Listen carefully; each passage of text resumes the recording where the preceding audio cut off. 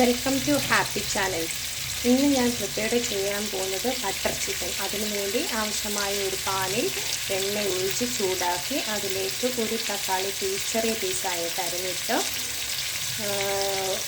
ഒരു സവോളയും ഒരു പച്ചമുളകും ജിഞ്ചർ ഗാർലിക് പേസ്റ്റും കൂടെ അരിഞ്ഞിട്ട് നല്ലതായിട്ട് അത് വന്നതിന് ശേഷം ബാക്കി പ്രോസസ്സ് സ്റ്റാർട്ട് ചെയ്യാം. അത് കഴിഞ്ഞ് ഇതിലേക്ക് ആവശ്യമായ ഒരു 1/4 സ്പൂൺ മഞ്ഞൾപ്പൊടി, 1/2 സ്പൂൺ ഗരം മസാല, 1 സ്പൂൺ മല്ലിപ്പൊടി, ഒരു ലാർജ് സ്പൂൺ മുളക് പൊടിയോടെ ചേർത്ത് നല്ലതായി മിക്സ് ചെയ്യണം.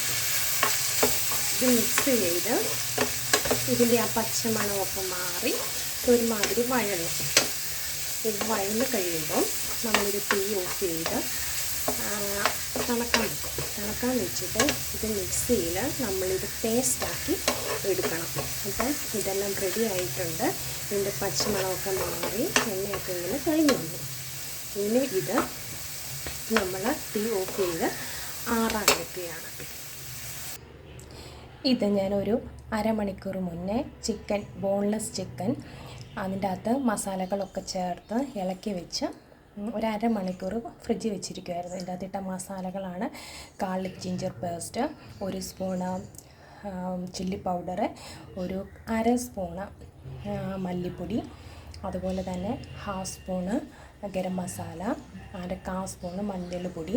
ഇതെല്ലാം ആവശ്യത്തിന് ഉപ്പ് വിട്ട് നല്ലതായിട്ട് മിക്സ് ചെയ്ത് ഫ്രിഡ്ജ് വെച്ചിരിക്കുകയായിരുന്നു. അതിപ്പോൾ നമുക്ക് ബട്ടറിട്ട് ഒരു പാനിൽ നമുക്ക് ഫ്രൈ ചെയ്ത് വറുത്തെടുക്കാം. ഞാൻ മാഗ്നേറ്റ് ചെയ്ത് വെച്ച ചിക്കൻ നല്ല ബട്ടറിൽ ഫ്രൈ ചെയ്തെടുത്തിട്ടുണ്ട്. എന്നിട്ട് മുമ്പേ കാണിച്ച ആ അരപ്പ് മിക്സിയിൽ നന്നായി അരച്ച് അതിലോട്ട് ഒഴിക്കുകയാണ്. അരപ്പ് നന്നായിട്ട് ഒഴിച്ച്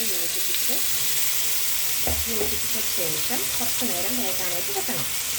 അത് ഇച്ചിരി ഇളക്കി കൊടുക്കുക, എല്ലായിടത്തും ഒന്ന് യോജിക്കാനായിട്ട്. അതിൽ ബാക്കി ആ മിക്സിയുടെ ജാറ് ഇച്ചിരി വെള്ളത്തിൽ കഴുകി അതോട് ഒഴിച്ച് വെള്ളം വറ്റിച്ച് എടുക്കുക. അന്നത്തേക്ക് നമ്മുടെ ചിക്കൻ നല്ലതായിട്ട് വെന്ത് കിട്ടും.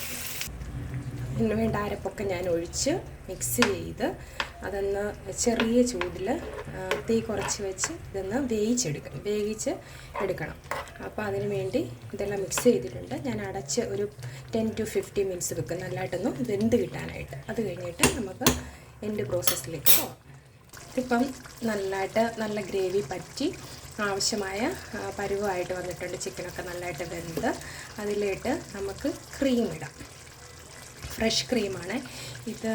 ഞാൻ ഐസ്ക്രീമിന് വേണ്ടി മേടിച്ച് വെച്ചത്. അതുകൊണ്ട് ഇതിൽ ഇച്ചിരി മധുരമുണ്ട്. മധുരമില്ലെങ്കിൽ നമുക്ക് ഇച്ചിരി ഷുഗർ, ഫ്രഷ് ക്രീമാണെങ്കിൽ നമുക്കിച്ചിരി ഷുഗർ ഇട്ടാലും മതി.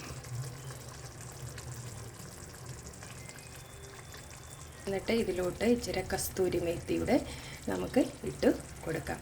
അങ്ങനെ നമ്മുടെ സ്വാദിഷ്ടമായ ബട്ടർ ചിക്കൻ റെഡി ആയിരിക്കണം. നിങ്ങളിതുപോലെ വെച്ച് നോക്കണം. നിങ്ങൾക്ക് എൻ്റെ ചാനൽ ഇഷ്ടമായെങ്കിൽ സബ്സ്ക്രൈബ് ചെയ്യണം, ലൈക്ക് ചെയ്യണം. Thank you.